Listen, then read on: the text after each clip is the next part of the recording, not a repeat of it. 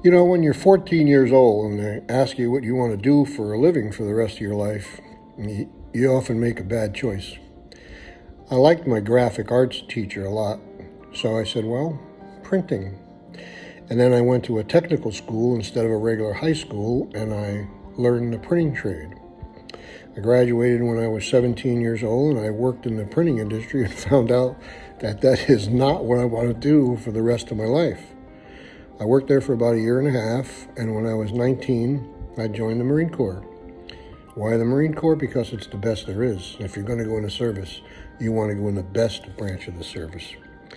I really didn't give much thought to Vietnam. I didn't even think war was going on when I went in. This was in 1964, and the war was going on, but I really paid no attention. I was a 17-year-old kid.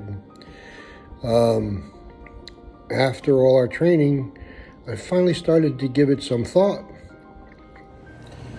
Training. There's lots of training in the Marine Corps. That's what the Marine Corps does.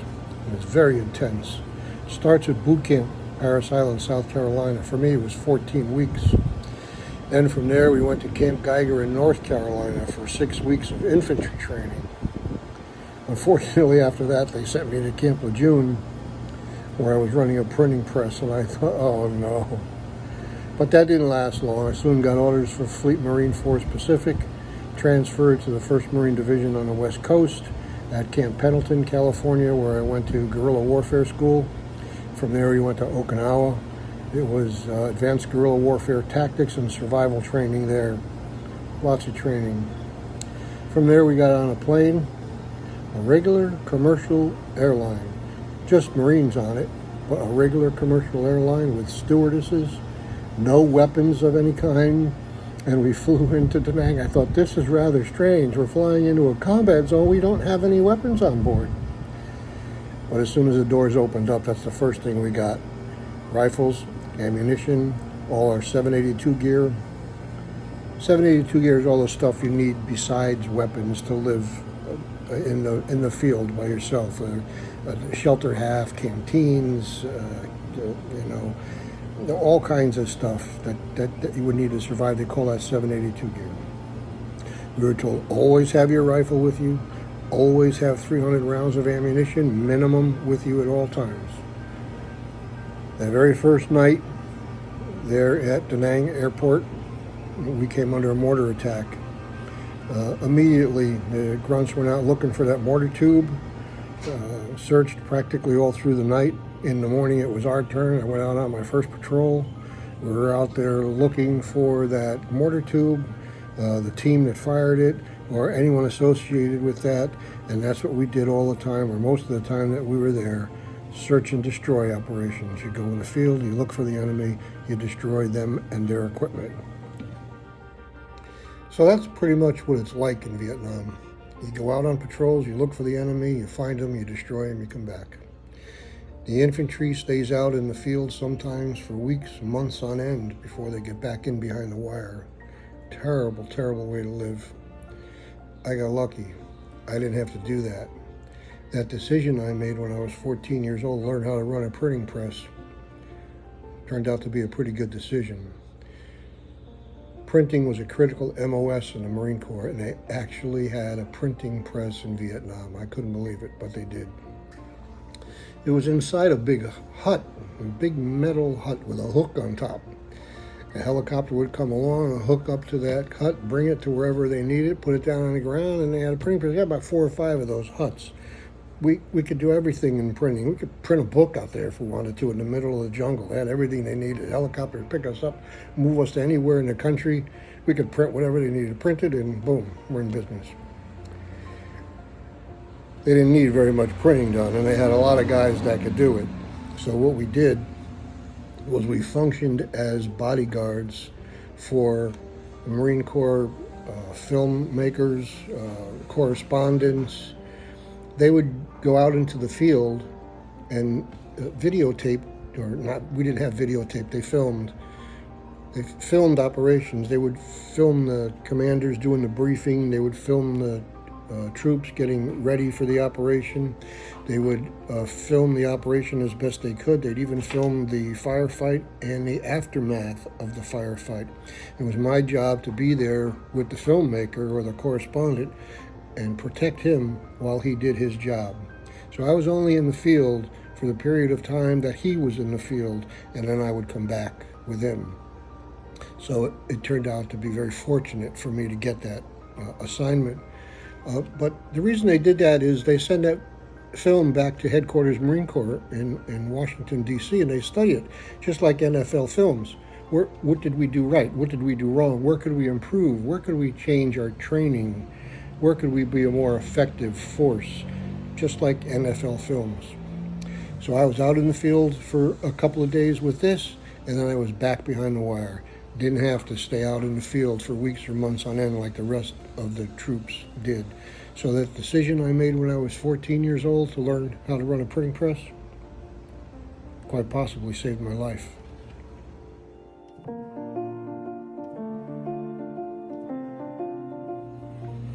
I remember one patrol we were on. It was in the Asha Valley, I think it was called. It was 50 years ago. And we were heading up towards a place called Monkey Mountain where we had a fire base. That's where the artillery was. And we came under attack and we were pinned down. There was somebody on the other side of a river, stream, whatever it was, firing at us, and we couldn't see who it was, but we poured a lot of fire into that, and the lieutenant got mad. He said, you're wasting too much ammunition, cease fire. Don't fire unless you have a target.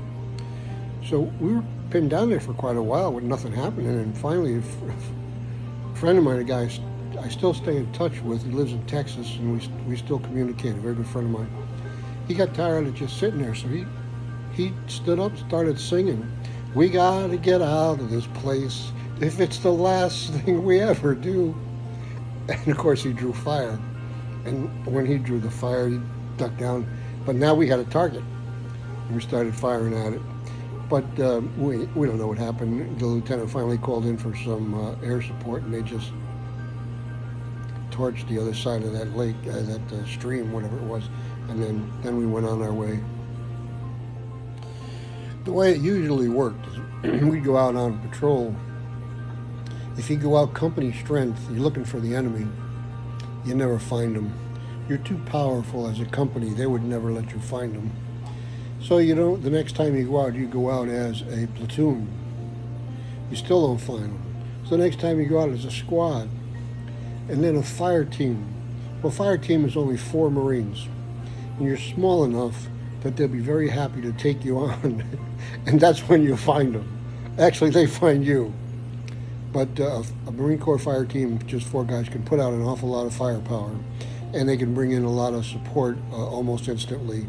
So that's the way we had contact with the enemy most of the time.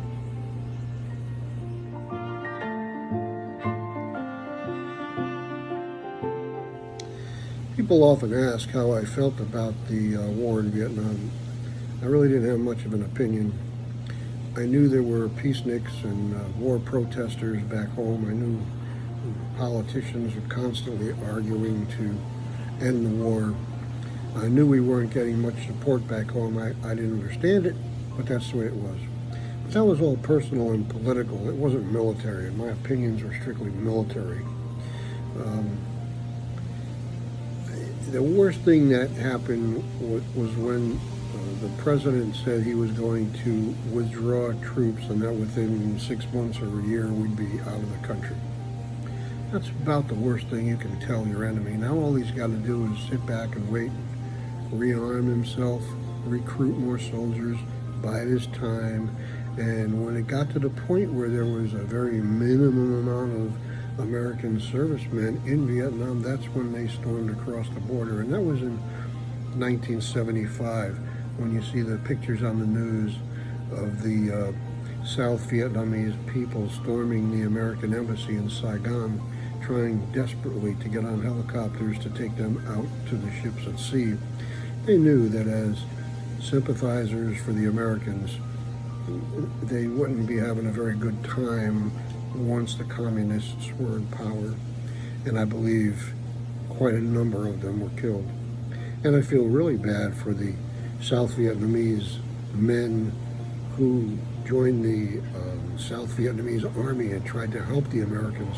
Here they are trying to gain freedom for their country, trying to gain independence, and they weren't a very effective fighting force at all. It was very hard to work with them. First of all, you didn't know if they really were on your side. They could have said they were on your side, and next thing you know, they're shooting you in the back because they're really on the side of the North. So that was a serious problem. Also, they weren't trained. Like, they had no training. They were farmers. We gave them a rifle and said, okay, you're in the army now. And they had family there. I mean, we had very serious training, and our family was safely tucked away on the other side of the earth. They had no training, and their family was right there, and I'm sure their family, they knew, would suffer some consequences because they were supporting the American forces. It was a strange mixture of beliefs there. Some South Vietnamese people thought the American invaders were terrific because they were helping us defeat communism and gain our freedom. Some thought the American invaders were just that, invaders, and they wanted them out of the country. They didn't care what their reason for being there was. Some thought we want them out of the country because we don't mind being communists, we don't care, we just don't want a war, we just want to run our farms. So there's quite a mixture of belief there. It made for a very complicated situation, and I feel very bad for the people of South Vietnam that we weren't able to help them. I would like to say that, in my opinion, my belief, the American military never lost a battle. The politicians, however, lost the war. If you're studying the war in Vietnam, then you know about the Tet Offensive, 1968. That's the first time the North Vietnamese Army, the VC, they got together and they came out in full force and stood toe-to-toe against the American forces. And they got their asses kicked bad. They got beat up terrible. They lost a lot of men. They lost a lot of equipment. They had to bug out and head back up across the northern border, and they were no longer an effective fighting force. But that's not the way it read in the papers back home.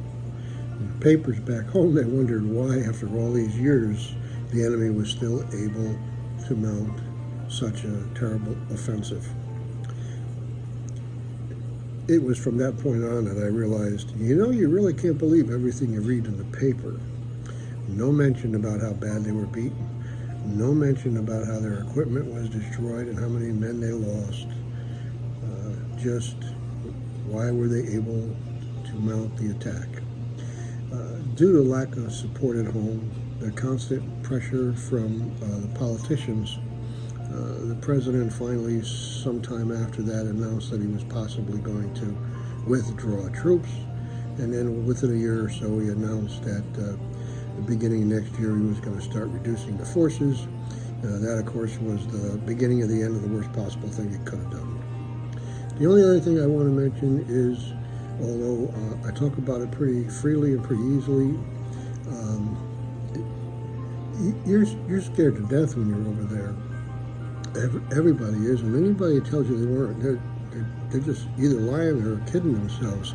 You're scared to death when you're over there. We went over there very well trained. I was 155 pounds of romp and stomp and death and destruction, and the platoon I was in could not be stopped no matter what. And your attitude changes a little bit.